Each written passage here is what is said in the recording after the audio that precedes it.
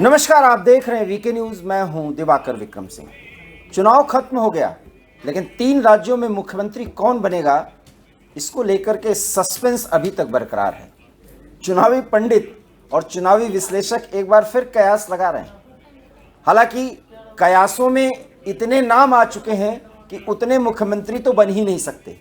इन 3 राज्यों में 3 मुख्यमंत्री बनने हैं, लेकिन जिस तरीके से घटनाक्रम आगे बढ़ रहे हैं, 3 तारीख के चुनावी विजय के बाद आज तक इतना स्पष्ट तौर पर कहा जा सकता है कि भारतीय जनता पार्टी बहुत कुछ सोच करके इन तीनों राज्यों में मुख्यमंत्री बनाने जा रही है। सवाल यह है कि सबसे ज्यादा अगर कहीं राजनीतिक घटनाक्रम बदल रहे हैं तेजी से, तो वो है राजस्थान। और उसके पीछे कई कारण हैं। एक तो यही है कि जिस तरीके से अभी नई सरकार आई नहीं है और वहां पर एक बड़े राजपूत नेता की हत्या हो गई, घोगामेड़ी की बात मैं कर रहा हूं, और उस हत्या के बाद पूरे राजस्थान में तनाव की स्थिति है। सवाल यह है कि मुख्यमंत्री राजस्थान का बनेगा कौन। हालांकि इसके संदर्भ में जब हमने एक बार आपसे लाइव बातचीत की थी, तो ये कहा था कि 3 राज्यों में मुख्यमंत्री कौन बनेगा, इतनी जानकारी स्पष्ट तौर पर मिल चुकी है। लेकिन अब उसमें 3 फैक्टर और जुड़ गए। संसदीय दल की बैठक के बाद और कुछ स्पष्ट हो गया, लेकिन इतना तय मानिए कि 3 राज्यों में मुख्यमंत्री वो होगा जिसको अंतिम तौर पर प्रधानमंत्री हम ही दे देंगे। हालांकि मनमानी प्रधानमंत्री नहीं करने जा रहे हैं। इसलिए राज्य इकाई, भारतीय जनता पार्टी के जीते हुए विधायकों की राय, संसदीय दल के नेताओं की राय, प्रधानमंत्री की अपनी राय, जेपी नड्डा जी की राय जो कि राष्ट्रीय अध्यक्ष हैं, और साथ ही साथ संघ परिवार से मिले हुए इनपुट, ये सब बहुत प्रभावी भूमिका अदा करने जा रहे हैं इन तीनों राज्यों में मुख्यमंत्रियों के चुनाव के संदर्भ में। अगर आप खुल करके बात करें तो शिवराज सिंह चौहान मध्य प्रदेश के मुख्यमंत्री बनेंगे। उसके पीछे कई कारण हैं। अगर स्पष्ट तौर पर कहें तो भारतीय जनता पार्टी, चूंकि 3 ही महीने बाद 2024 के लोकसभा चुनाव में उसको एक बहुत बड़ा रिकॉर्ड कायम करना है, तो बहुत प्रयोग वो करने की स्थिति में नहीं है। हालांकि संगठन के तौर पर और प्रधानमंत्री के चेहरे के रूप में जिस तरह से मोदी प्रभावी हैं, पूरे देश में लोकप्रिय हैं, कोई भी प्रयोग भारतीय जनता पार्टी कर सकती है। लेकिन हम ये इसलिए कह रहे हैं कि वो प्रयोग करने की स्थिति में नहीं है कि अगर कोई प्रयोग नया किया और उसमें कोई नुकसान हो गया, तो जो रिकॉर्ड कायम करने की मंशा अब 2024 में मोदी सरकार को है, या भारतीय जनता पार्टी को है, या एनडीए को है, उसमें थोड़ी मुश्किलें आ सकती हैं। और इसीलिए इस पूरे मामले में मुख्यमंत्री के अंतिम चुनाव का जो समय आ रहा है, हालांकि रविवार तक बिल्कुल स्पष्ट हो जाएगा कि कौन मुख्यमंत्री बनेगा। लेकिन इतना जरूर है कि जिस तरीके से राजस्थान में वसुंधरा राजे को लेकर के कई बातें की जा रही, हम आपको बता दें कि चुनाव जीतने के बाद से ही और दूसरे दिन से, अर्थात 4 तारीख से, वसुंधरा राजे सिंधिया से लगभग बताया तो ये जा रहा है कि 75 विधायक उनसे मिल चुके हैं। और ये भी खबर रही है कि जब विधायकों का वसुंधरा राजे के यहाँ आना जाना शुरू हुआ, मुलाकात का दौर शुरू हुआ, तो इसको हाईकमान ने इस तरीके से लिया कि कहीं कोई दबाव बनाने की कोशिश तो नहीं कर रही है वसुंधरा राजे सिंधिया। लेकिन यह भी खबर स्पष्ट जानिए, किसी आप कह सकते हैं कि किसी कयासों पर नहीं, यह खबर यह है कि वसुंधरा राजे सिंधिया से यह बात हुई है। लेकिन वसुंधरा राजे सिंधिया ने स्पष्ट किया है कि मैं पार्टी की एक जिम्मेदार वरिष्ठ नेता हूं, कार्यकर्ता हूं, और पार्टी में क्या सीमाएं एक नेता या कार्यकर्ता से अपेक्षित होती हैं उसे मैं जानती हूं। मैं भारतीय जनता पार्टी के हित में कोई काम होने ही नहीं दूंगी। बस ये जीत के बाद, चूंकि मेरा नाता राजस्थान से रहा है, विधायकों से रहा है, इसलिए आ रहे हैं और मिल रहे हैं। लेकिन माना यही जा रहा है और ये प्रोपोगेट किया जा रहा है कि वसुंधरा एक दबाव बना रही हैं हाईकमान पर। लेकिन ये बिल्कुल पुख्ता तौर पर जानकारी मिल चुकी है कि ऐसे कोई दबाव की बात है ही नहीं। और वसुंधरा राजे ने जो कहा, जो बातें सूत्रों से मिली हैं और बहुत विश्वस्त सूत्रों से मिली हैं, कि वसुंधरा राजे स्पष्ट शब्दों में ये बोल चुकी हैं, और इस बात की तस्दीक होती है कि उन्होंने फोन पर जब ये बात बोली, और जब हम आपसे बात कर रहे हैं तो वसुंधरा राजे दिल्ली पहुंच चुकी हैं और वो जेपी नड्डा से मुलाकात भी कर रही हैं। और इस मुलाकात में बहुत बातें स्पष्ट होंगी आप ये न भूलें कि वसुंधरा राजे सिंधिया इस समय भारतीय जनता पार्टी की राष्ट्रीय उपाध्यक्ष हैं और कयास तो ये भी लगाए गए कि वसुंधरा इतने नाराज हैं कि वो बीजेपी का खेल ही बिगाड़ देंगे, लेकिन बीजेपी ने पूरी ताकत के साथ वसुंधरा के भी उनके अनुभव का और उनकी लोकप्रियता का पूरा फायदा उठाया। और इसलिए अगर फायदा उठाया है तो वसुंधरा को उतनी इज्जत मिल रही है और पार्टी उनके बारे में बहुत कुछ सोच करके रखी है। इतना तय है कि अगर जो राजनीतिक घटनाक्रम को देखें और राजनीतिक अनुभव के आधार पर अगर कहा जाए तो वसुंधरा पहली प्रायोरिटी है, पहली चॉइस होनी चाहिए। लेकिन भारतीय जनता पार्टी कुछ प्रयोगधर्मी स्थिति में बन सकती है क्योंकि उसने तीनों राज्यों में एक प्रचंड बहुमत लिया है और प्रधानमंत्री नरेंद्र मोदी ही एक प्रमुख फेस के रूप में इन तीनों राज्यों में चुनाव प्रचार को आगे बढ़ाते देखे गए। ऐसे में माना यह जा रहा है कि गुड गवर्नेंस का डिलीवरी, मैं डेलिब्रेशन शब्द गलत में बोल रहा था, गुड गवर्नेंस की डिलीवरी बहुत जल्दी करनी है और उसके लिए एक अनुभव की जरूरत होती है। तो इसमें फिर वसुंधरा से अच्छा कोई नहीं कर सकता। लेकिन जैसा कि प्रधानमंत्री नरेंद्र मोदी बराबर चुनाव प्रचार के दौरान ये कहते रहे कि डबल इंजन की सरकार, चूंकि अगले मई तक, आने वाले मई तक केंद्र और राज्य सरकारों को मिलकर के काम करना है क्योंकि फेस प्रधानमंत्री नरेंद्र मोदी ने दी है और तीनों राज्यों में एक कह सकते हैं कि मोदी गारंटी उन्होंने दी।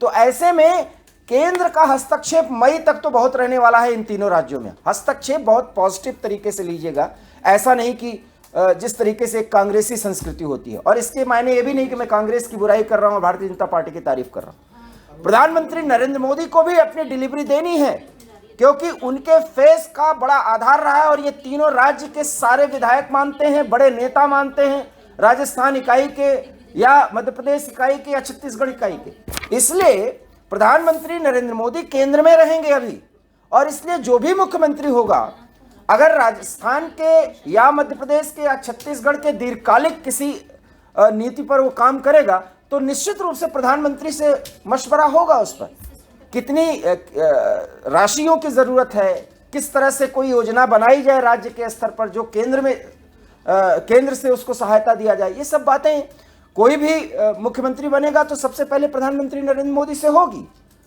ये और बात है कि राष्ट्रीय अध्यक्ष से मिलेंगे और कई नेताओं से मिलेंगे और वसुंधरा राजे सिंधिया बहुत सीनियर लीडर है, इसलिए जब वो दिल्ली पहुंच रही, नड्डा से मुलाकात कर रही हैं तो सारी बातें स्पष्ट हो जाएंगी।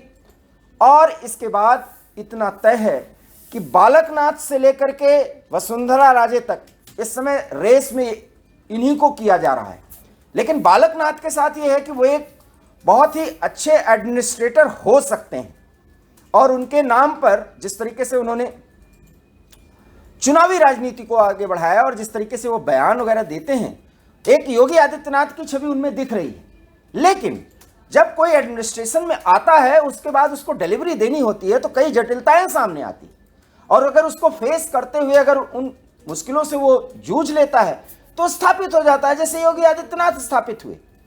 तो कुल मिलाकर के ये स्थिति अगर हो तो उसके लिए कुछ समय चाहिए। यहां तो सिर्फ 3 से 4 महीने का समय है और लक्ष्य 2024 है, इसलिए बालकनाथ को मुख्यमंत्री बनाया जाएगा इसमें संदेह। हालांकि रेस में सबसे आगे और सबसे लोकप्रिय और सोशल मीडिया पर तो एक मुहिम सी चला दी गई है बालकनाथ को मुख्यमंत्री बनाए जाने को लेकर, लेकिन ये भारतीय जनता पार्टी है और प्रधानमंत्री नरेंद्र मोदी की भी अपनी एक शैली है और भारतीय जनता पार्टी इस स्थिति में है वो प्रयोग धर्मी हो सकती है, लेकिन क्यों नहीं हो सकती ये भी कारण हमने आपको बताया।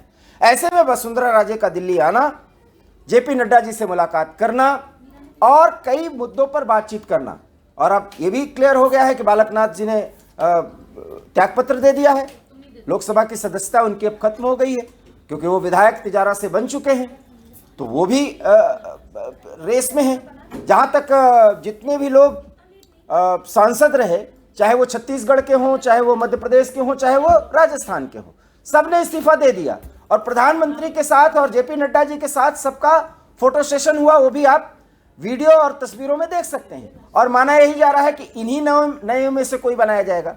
लेकिन इतना जरूर है कि वसुंधरा राजे के साथ साथ ओम माथुर का नाम भी बहुत प्रभावी तरीके से आगे लिया जा रहा है। अगर किसी की सिक्योरिटी बढ़ा दी गई सिर्फ इसी आधार पर कयास नहीं है, क्योंकि ओम माथुर के पीछे भी कई तर्क दिए जा रहे हैं, क्योंकि वरिष्ठता और अनुभव और साथ ही साथ संगठन से उनका जो जुड़ाव रहा है ऐसा कर सकते हैं, लेकिन उम्र जो है वो उनकी सबसे ज्यादा है और अपेक्षाकृत प्रधानमंत्री के नेतृत्व में कोई नया प्रयोग होता है तो उसमें बिल्कुल युवा, अपेक्षाकृत युवा व्यक्ति को ही या किसी युवा को, और उसमें महिला हो तो वो प्रायोरिटी पर होती है। अगर ये डिलीवरी देने की ताकत उस व्यक्ति के, उस शख्सियत में हो तो कुल मिलाकर के राजस्थान में ये एक बहुत महत्वपूर्ण पक्ष है।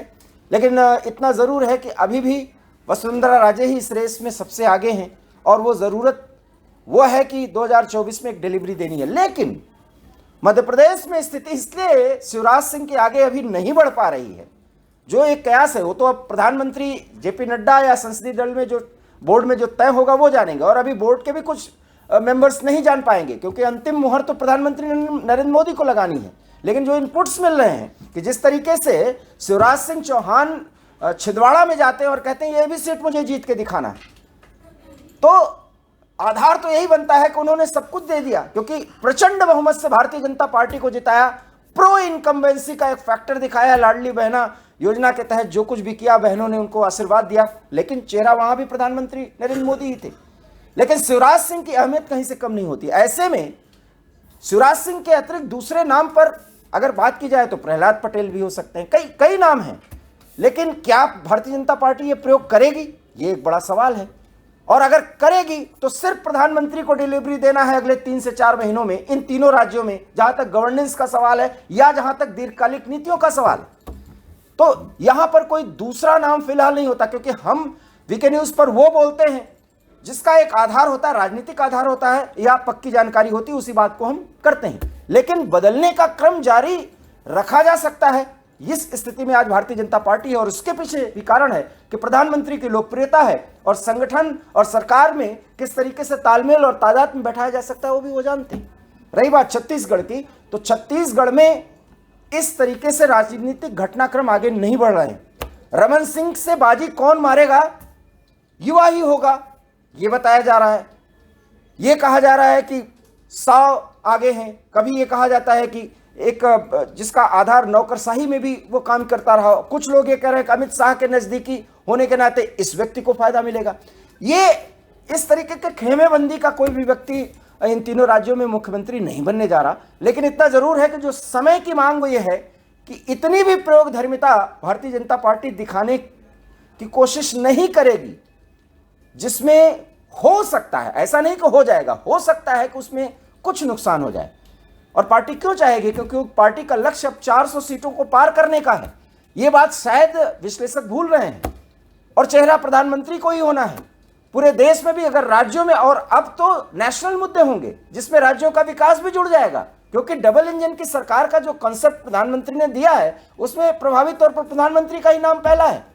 तो इसलिए इन तीनों राज्यों में अंतिम मुहर प्रधानमंत्री को लगानी है।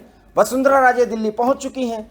राजस्थान को लेकर के जो एक प्रोपेगेट कयासों का दौर चल रहा है उस प्रोपोगेशन को पूरी तरीके से शांत कर दिया जाएगा। निश्चित रूप से रविवार तक नाम स्पष्ट हो जाएंगे। लेकिन अभी भी वीके न्यूज का ये मानना है कि अनुभव को तरजीह देगी भारतीय जनता पार्टी, और उसके कारण सिर्फ और सिर्फ है कि एक बड़ा लक्ष्य है 2024 का, जीतना है। न सिर्फ चुनाव जीतना है बल्कि एक रिकॉर्ड भी बनाना है। ये एक लक्ष्य बनाया जा चुका है। इसलिए प्रधानमंत्री नरेंद्र मोदी ने क्या कहा संसदीय दल की बैठक में, जरा आप सुन लीजिए। तो सुना आपने, उन्होंने ये कहा, मोदी जी नहीं कहिए, मोदी कहिए, क्योंकि मैं जनता से नहीं कटना चाहता। तो देश को 140 करोड़ आवाम के साथ जुड़ाव तो प्रधानमंत्री नरेंद्र मोदी महसूस करते हैं, और अगर हार होती तो ठीकरा उन पर फोड़ा जाता। आज इंडिया अलायंस जितना बिखरा हुआ है, यही इंडिया अलायंस एकत्रित हो जाता है, एकजुट हो जाता, और प्रधानमंत्री नरेंद्र मोदी की छवि डाउन हो गई है। इसके लिए बाकायदा कई सभाएं कर दी गई होती, प्रेस कॉन्फ्रेंसेस की तो बात ही छोड़ दीजिए। इसलिए इन 3 राज्यों में यह समय लग रहा है, लेकिन यहां कहीं ऊहापोह नहीं है। कहीं पर कोई भी नेता न बगावत कर सकता है, न विधायकों की लामबंदी कर सकता है, यहां तक कि वसुंधरा राजे भी ऐसे करने की स्थिति में नहीं है। कुल मिलाकर के अंतिम मुहर प्रधानमंत्री की लगेगी। लेकिन जो राजनीतिक आधार है उसके सामने ये बोला जा सकता है, ये कयासों का नहीं है कि ये भी हैं, ये भी हैं, ये बन जाएंगे, ऐसा नहीं। वसुंधरा राजे अभी भी प्रायोरिटी पर अपने को मान सकती हैं और पार्टी भी ये समझ रही है। लेकिन बालकनाथ या किसी अन्य को इस तरह से नहीं नकारा जा सकता। लेकिन अनुभव की एक कमी है जो शायद अभी ये एक बड़ा फैक्टर है, और यही स्थिति छत्तीसगढ़ में है। लेकिन मध्य प्रदेश में अगर शिवराज सिंह को हटाया जाएगा वहां से, तो एक बड़े पद पर बिठाने का पूरा एक ऐलान सा किया जाएगा, क्योंकि शिवराज सिंह ने जो करिश्मा मध्य प्रदेश में किया है वो प्रो इनकम्बेंसी की पराकाष्ठा है। गुजरात को अगर आप छोड़ दीजिए तो ये है सूरत हाल, और इसमें भारतीय जनता पार्टी पूरी तरह आश्वस्त है, क्योंकि प्रचंड बहुमत से वो जीत करके आई है। और राजस्थान में तो उसे बहुत कुछ करना है, क्योंकि गवर्नेंस के स्तर पर जिस तरीके के मुद्दे उठ रहे हैं और एक हत्या के बाद जिस तरीके से राजस्थान के कानून व्यवस्था और अंतर्राष्ट्रीय स्तर पर वहाँ पर कुछ गैंगस्टर्स के और नापाक हरकतों के बारे में भी जानकारी मिल रही है। इसलिए गोगा मेड़ा के हत्या के संदर्भ में बात की जा रही है कि कहीं ये हत्या आईएसआई के इशारे पे तो नहीं किया गया, और ये सब बातें हैं अपीजमेंट के कारण ऐसा कुछ बना भी है, और ये मुद्दा बनाया भी गया है और उससे जनता कनेक्ट भी हुई है। तो कुल मिलाकर के इन सारे घटनाक्रमों के आधार पर यही कहा जा सकता है कि बहुत ही दिलचस्प होगा 3 नामों का आना, और उसके बाद कयासों का दौर खत्म हो जाएगा। लेकिन जो भी होगा, कील काटे दुरुस्त तो है ही, उसमें एक रिकॉर्ड कायम करने के लिए 3 राज्यों के मुख्यमंत्री के चेहरे प्रस्तुत किए जाएंगे। वीके न्यूज़ में फिलहाल इतना ही। हमारी एक खबर और ये विश्लेषण आपको कैसा लगा, अपनी प्रतिक्रिया दीजिए। देखते रहिए वीके न्यूज़। मुझे दीजिए इजाज़त। नमस्कार।